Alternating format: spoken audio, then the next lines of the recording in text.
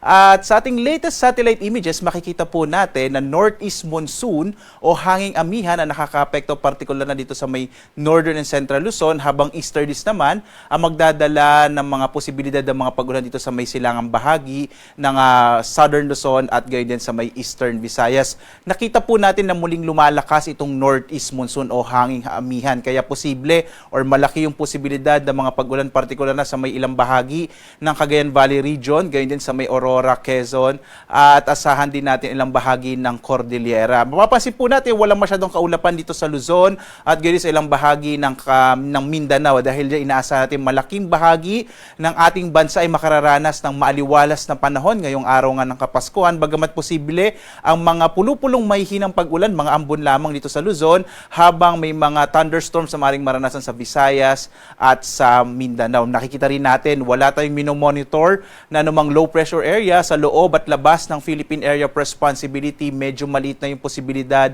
na magkaroon po tayo ng bagyo hanggang sa pagtatapos ng taon na to base sa pinakuling datos na nakalap ng Pag-asa. At dito nga sa Luzon, inaasahan natin ang malaking posibilidad ng mga pag-ulan partikular na sa may bahagi ng Bicol region. Dulot yan ng easterlies o yung hangin nagmumula sa karagatang Pasipiko. Inaasahan din natin itong mga pag-ulan na dulot naman ng hanging amihan, partikular na sa Batanes, kasama yung Cagayan, Isabela, Aurora at Quezon. So basically po yung mga lugar dito sa may silangang bahagi ng Northern and Central Luzon, kasama rin yung Kalinga at Apayao sa Cordillera. Ang nilalabing bahagi naman ng Luzon ay inaasahan natin ang mga isolated light rains, kasama dyan ang Metro Manila, nilalabing bahagi ng Ilocos, kasama yung Ilocos region, nilalabing bahagi ng Cordillera, Central Luzon at Calabarzon, habang ang Mimaropa inaasahan natin ang mga posibilidad ng mga isolated rain showers and thunderstorms sa araw na ito. Agwat ang temperatura natin sa Lawag na sa 23 to 31 degrees Celsius, sa Baguio sa 15 to 23 degrees Celsius, sa Tuguegarao naman 21 to 27 degrees Celsius, sa Metro Manila 23 to 29 degrees Celsius, Tagaytay 21 to 28 degrees Celsius, habang sa Legazpi 24 to 30 degrees Celsius. Inaasahan natin na bababa pa po ang temperatura sa mga susunod na araw, lalo't inaasahan nga natin itong paglakas pa ng hanging amihan or northeast monsoon. Dito naman sa Palawan, Visayas at Mindanao, may mga posibilidad ng mga localized thunderstorms sa Palawan, dulot ng easterlies. Agwat ang temperatura sa Calayan Islands sa 26 to 30 degrees Celsius. Dito naman sa Puerto Princesa, nasa 25 to 30 degrees Celsius. Sa bahagi naman ng Northern Samar, posible pong maging maulap yung kalangitan na may mga pag-ulan sa araw na ito, at ang nalalabing bahagi ng Kabisayaan ay makararanas ng mga isolated rain showers and thunderstorms. Agwat ang temperatura sa Iloilo, 25 to 31 degrees Celsius. Sa Cebu naman, nasa 26 to 31 degrees Celsius. Sa Tacloban, 24 to 31 degrees Celsius. Ang Kalakhang Mindanao naman ay makararanas ng mas maaliwalas sa panahon sa araw na ito, bagamat posible pa rin po yung mga localized rain showers and thunderstorms. Mag-i-issue po tayo ng mga thunderstorm advisories kapag may namamataan tayo mga kaulapan na maaaring magdala ng mga pagkidlat at pagkulog. Agwat ang temperatura sa Zamboanga, nasa 24 to 33 degrees Celsius, sa Cagayan de Oro 24 to 31 degrees Celsius, habang sa Davao 25 to 32 degrees Celsius.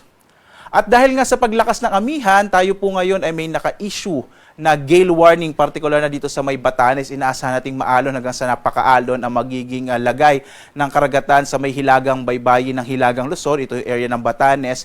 Iwasan mo ng pumalaot, lalong-lalo na yung mga maliit sa sakyang pandagat, malilit na mga bangka sa mga baybayin ng Batanes. Sa may area naman ng Luzon, inaasahan natin yung katamtaman hanggang sa maalong karagatan, habang ang nalalabing bahagi ng ating bansa, banayad hanggang sa katamtaman naman ang magiging kondisyon ng ating karagatan. Mag-ingat po pag may thunderstorms. Kung minsan nagpapalakas yan ng alon ng karagatan, lalong-lalo na para sa mga maliliit na sasakyang pandagat. Narito naman ating inaasang magiging lagay ng panahon towards the weekend. Inaasa natin magpapatuloy yung epekto ng northeast monsoon, lalo't may surge pa rin po tayo, kaya posible pa rin ang mahihinang mga pag-ulan sa may silangang bahagi ng Luzon. Mahina sa katamtamang mga pag-ulan, habang may mga kalat-kalat na mga pag-ulan sa may area ng Bicol region at ng area ng Eastern Visayas hanggang araw ng Sabado.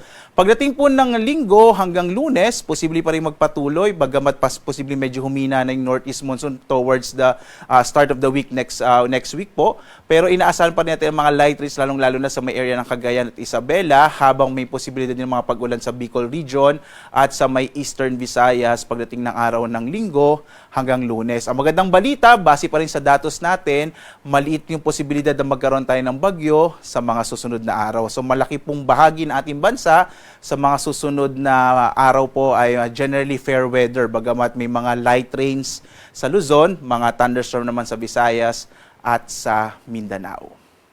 Ang araw naman natin ay sisikat mamayang 6:18 ng umaga at lulubog ganap na 5:34 ng hapon. At again, sundan pa rin tayo sa itong iba't ibang mga social media platforms, sa X, sa Facebook at YouTube, at sa dalawang websites, pag-asa.doc.gov.ph at panahon.gov.ph.